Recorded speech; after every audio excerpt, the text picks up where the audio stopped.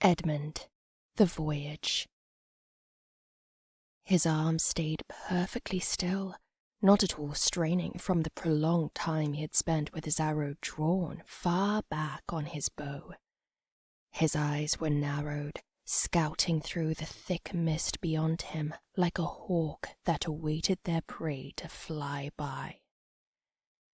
He was standing at the peak of his mighty vessel, in the crow's nest that stood high above his 36 crewmates on the deck below, that each shared his glare into the clouds that masked the sea. "You're certain you saw it, boy?" a bearded man asked with annoyance to one of the newest members of the crew. "Yes, I saw the mast as clear as day out in the fog," he claimed, pointing a finger out at the unknown. Edmund listened to their distant quarrel with one ear and kept the other one facing the daunting waves, just ready for his enemy to reveal themselves. "The lad might have just seen—" "Be quiet," Edmund yelled down to his crew without taking his eyes away. They each returned their silence and obeyed their captain. He continued to listen, trying so hard to overhear the herd of waves that threw the ship violently along the water. From the mountains of mist that swarmed the sea, the sudden shadow of something he couldn't determine came into Edmund's sight. He widened his eyes, trying so desperately to catch it again, while fighting off the thoughts of doubt. He saw it. He was certain. As another colossal wave lifted their voyage, Edmund's aim continued to not falter in the slightest, nor did his intense focus on the mysterious cloud. The wave that held them above the fog had descended once more, dropping the mighty ship into the wet and wicked darkness. "There!" a man yelled as their deck was struck by a fired cannon, one shot by another ship that emerged from the wild tide.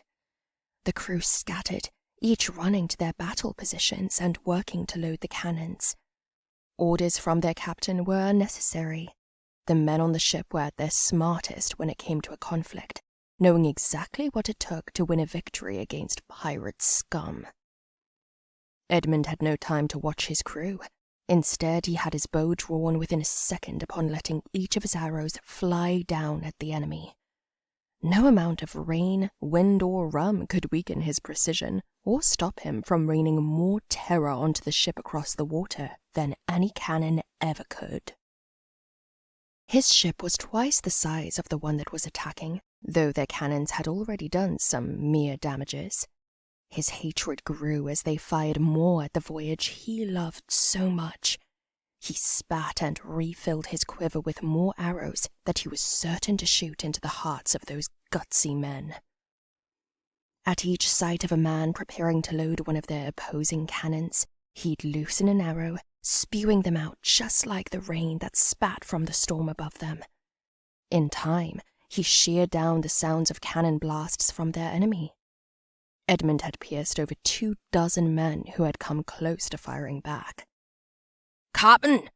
a husky voice yelled. Edmund looked over from the nest and spotted his most trusted crewmate staring back at him with eagerness among the spitting seawater. He hurried down the ladder, hoping his men could defend their ship without him for a brief moment. "What is it, Pete?" Edmund asked with haste, shoving him back behind the mast to avoid the swarm of arrows that pierced his precious wood. "That ship's the Mad Maiden," Pete called out through the heavy rain. "It's robbed almost every dock in Sirens Bay. We can't let a ship with that many goods sink to the seabed."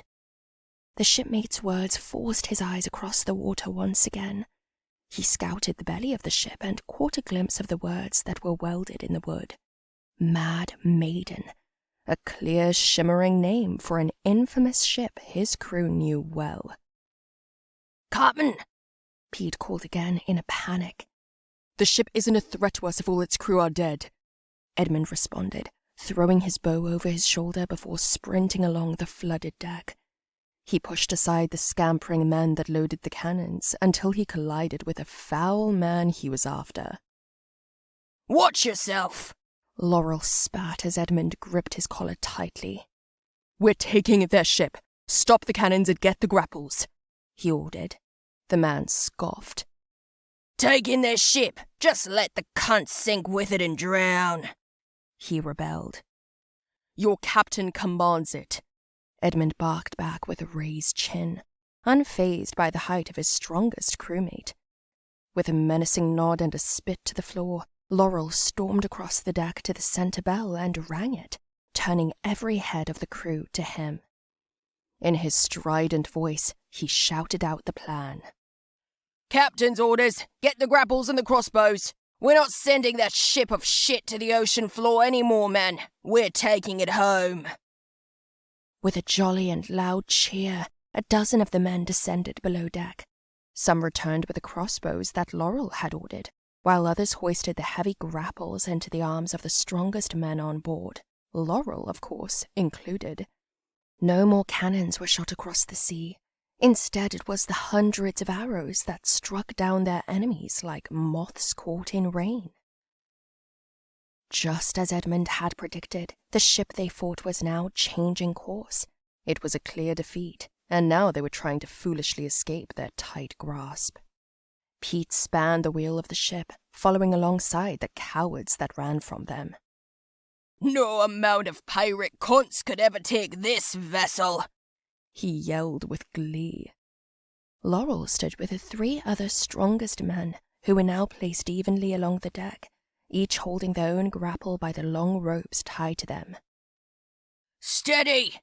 he ordered, waiting for the perfect moment of symmetry between both ships. "No!" Edmund watched as all four grapples were lunged far across the water and onto the deck of the smallest ship.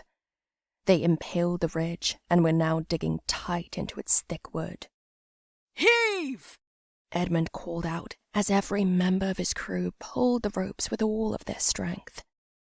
The space between their ships had shrunk, so much so that Edmund could now look into the eyes of the men that he killed, not feeling any kind of sorrow for them. "A little more!"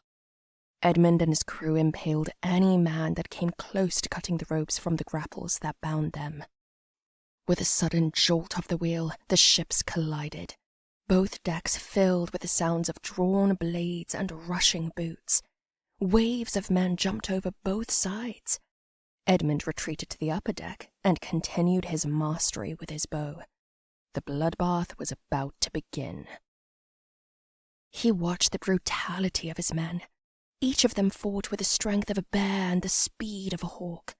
Not a single one of them had fallen, and not one drop of blood that soaked his deck was from his own crew.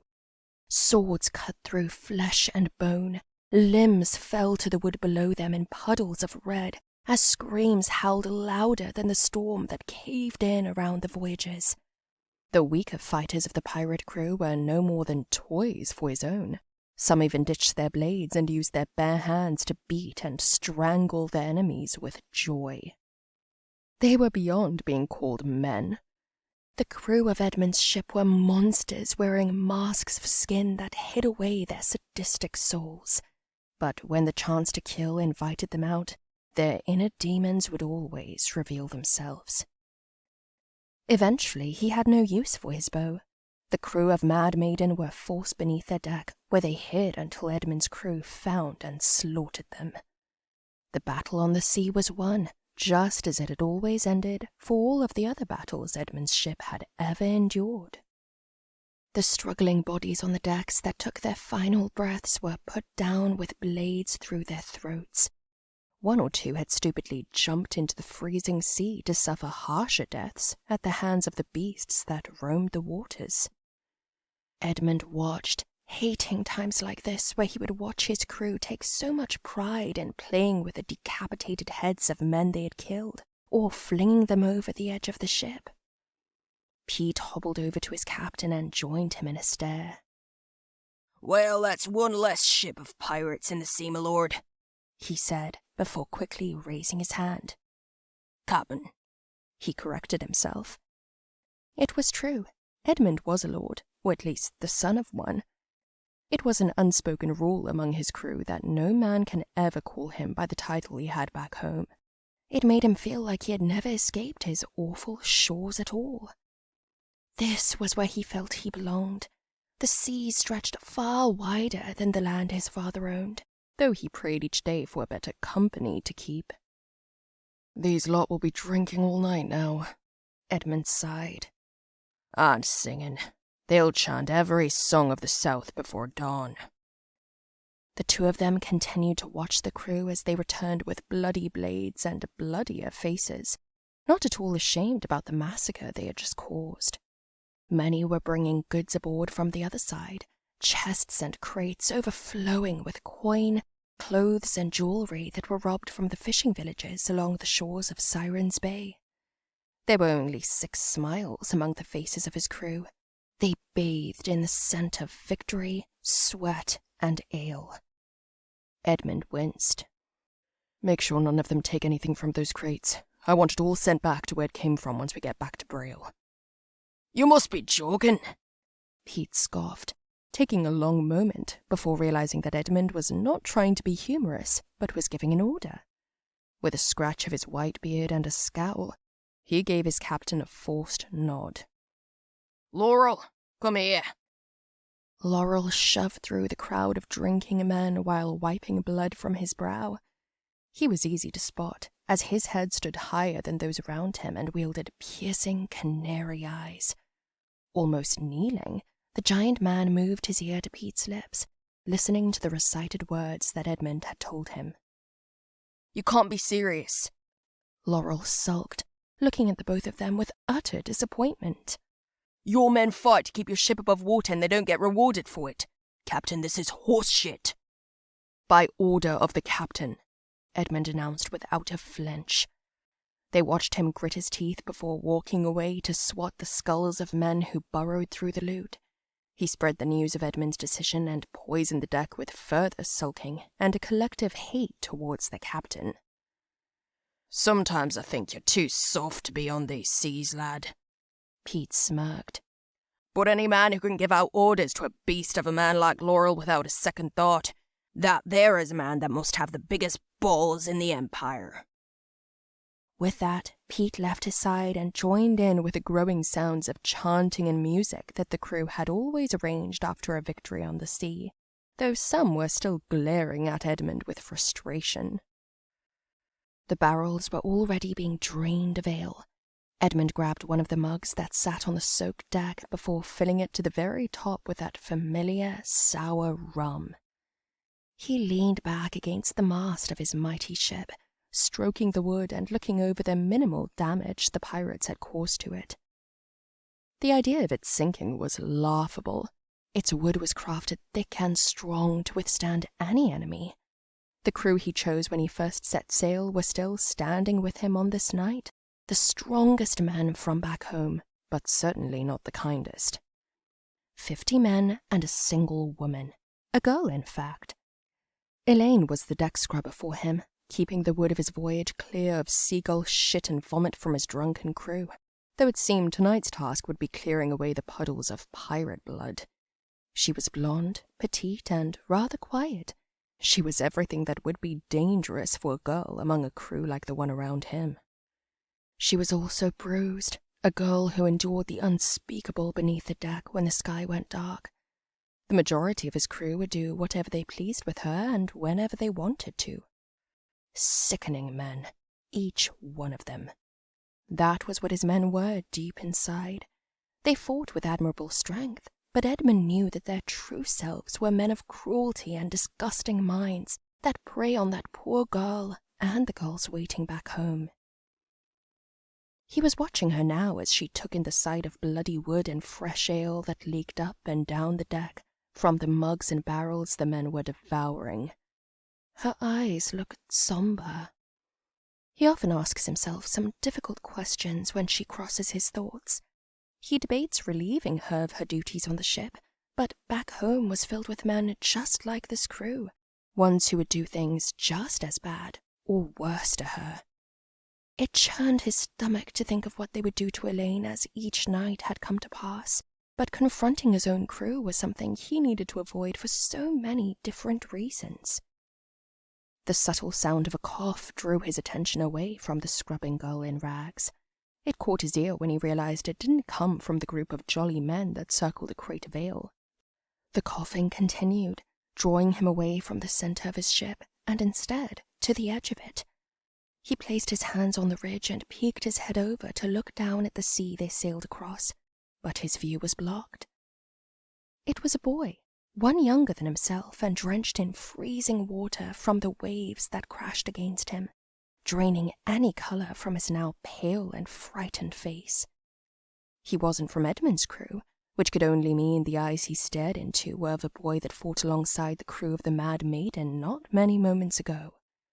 The boy lifted his bare hand from the ladder of rope, silently pleading for Edmund's silence under his breath.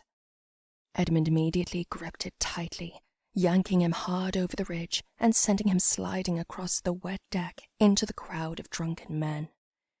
His presence ignited a sudden silence among them. The shivering boy could hardly speak from his lungs of ice. Don't kill me! I never wanted to join their crew in the first place, he begged. It was either that or starve. I swear it, I do. Laurel loomed forward, casting a shadow over him in the moonlight as he looked at Edmund. We can't celebrate a victory yet, then. We haven't won if all the crew aren't dead. He pulled out his blade and sent the boy scurrying away pathetically. Put away the dagger, Edmund ordered, creasing Laurel's face into one of disbelief. It's won. If you really think you have to worry about this little lad being a threat, then you really must be a fucking idiot. Tie him up, and we'll decide what we'll do with him once we're back on our shores. A wave of scorn hit again. He could sense it among his crew as they each looked at him with disappointment before collecting the ropes. Laurel dragged the boy in a violent sulk and threw him against the mast, binding him to it tightly. Your crew screamed like little girls when I killed them. You will too, you know. Edmund heard what he had said, but didn't comment. Instead, he finally did what he knew his crew wanted and took his leave from the deck, turning to the candlelight of his cabin. The bound boy looked at him with scared and grateful blue eyes. Thank you. Shut up, Edmund said, without looking his way. Drinking alone was Edmund's preference. He could never imagine himself dancing wildly with the men outside of his door that were singing the songs of the South, no matter how drunk he'd gotten. Those awful men out on the deck weren't worthy of their captain's presence or friendship. His cabin was the only comfortable place to be on board. It held what little warmth the candles could offer and was aligned with shelves of books across the wooden walls. He rarely read anything. He was always too busy with the tedious work of being the captain and speaking with Pete about where the next dock should be. His bed was also something he had rarely touched. It sat bare with clean sheets and his bow leaning against it with his quiver. Instead of sleep, the map on his desk had always been more tempting, just as it was in this very moment of staring down at it. A small iron carving of his family crest sat just north of his home. It was an eel, the creature that represented his family house, the House of Saltspear. It also represented his ship, showing that it wasn't far at all from reaching his island of Braille. The island was one of 6. Together they made what was known only as the Trident Islands, sitting out in the eastern sea and far from the mainland of Eskimar. He stared at them and the shape they made together, only slightly being able to see how it shaped into a crooked trident. It forced a sigh from him as he grew closer. The sea was always the place he had wanted to be when given the choice between it and home. Braille was not at all a place of comfort, even with a father and brother to greet him when he docked, along with a castle on a high hill. He hated his father. The hatred had grown since he was very young for unspeakable reasons. He was the lord of the Trident Islands, and one day Edmund would take that title too, on the day of his father's divine and much-awaited death. Then there was his younger brother, Byron, a sweet boy without a doubt, though he was also the shyest Edmund had ever known, as well as the most fragile, for certain. It would be difficult to ever point out any flaws that boy had, and when compared to the other men on the island, he was certainly the brightest. Edmund had no mother to return to. He had lost her in his years of youth that he tried so desperately to forget. It seemed his home held many memories, and sailing far from it proved to never help him escape them, no matter how much water was between his ship and the shores of the islands. Returning was going to be yet another gloomy few days of lectures from his father, as well as the duties his father had passed down to him as the heir. There were so many formalities he had to endure on his island, but out at sea he could let the wind carry him wherever he wished.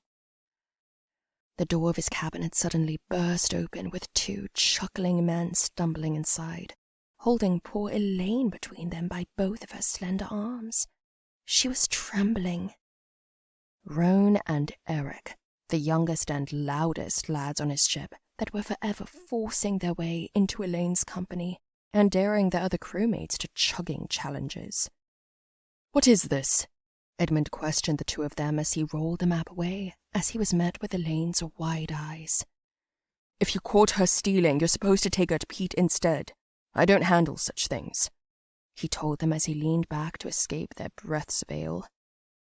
No, nothing like that," Eric smirked.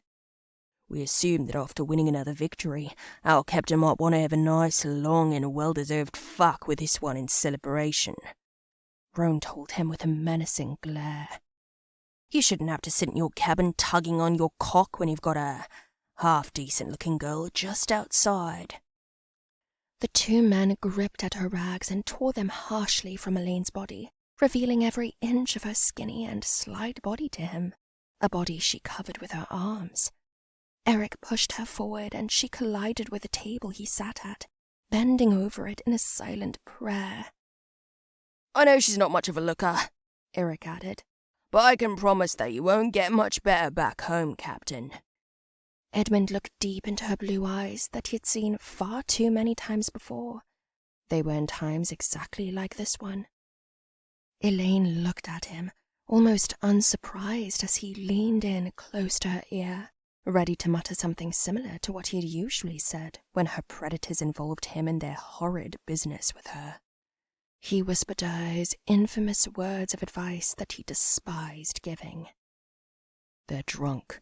Show them a good time and they'll be finished before you know it," he informed her, holding her hand for a brief moment before standing to his feet, watching her eyes go shallow in deceit.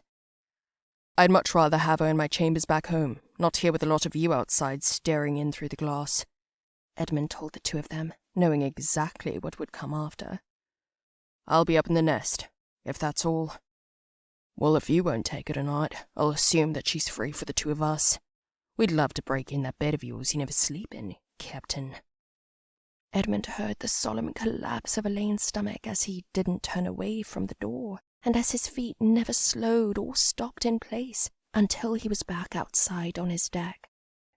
Every part of him wanted to march back inside and put an arrow in each of their eyes, but he just couldn't.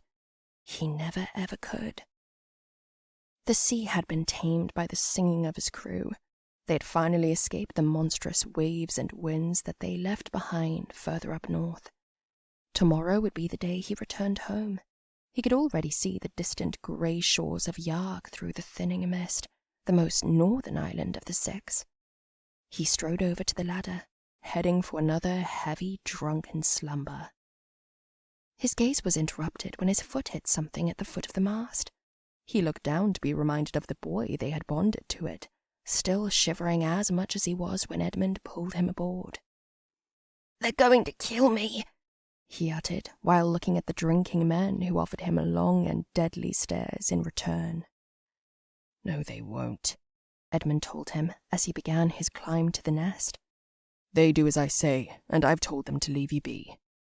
"You're the captain?" he asked desperately, almost begging him to not leave him.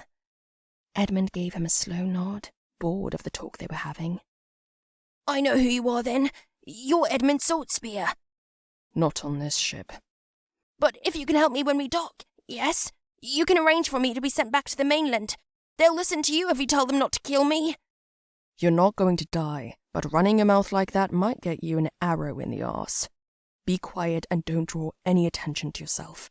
We'll be docking tomorrow, so you should get some sleep. Edmund cast the talk aside and pulled his body further up the ladder. My name's Squill, by the way, my lord, he called up to him. Edmund could only ignore him and continue on up to the nest.